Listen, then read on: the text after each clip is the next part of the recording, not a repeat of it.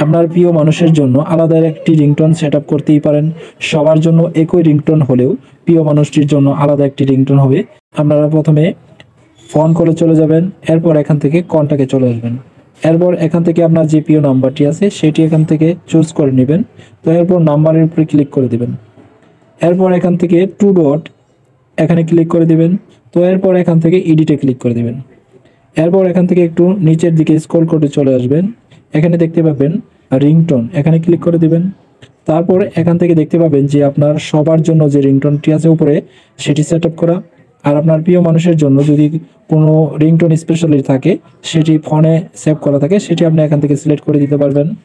আর যদি আপনি এখান থেকে ডিফল্ট কোনো রিংটোন এখানে দিতে চান সেক্ষেত্রে আপনি এখান থেকে সেই একটা রিংটোন এখান থেকে সেট আপ করে দিবেন এবং এখান থেকে একটু বেড়ে চলে আসবেন। এরপর এখান থেকে সেভে ক্লিক করে দিবেন। তো হয়ে গেল আপনার প্রিয় মানুষের জন্য আলাদা একটি রিংটোন।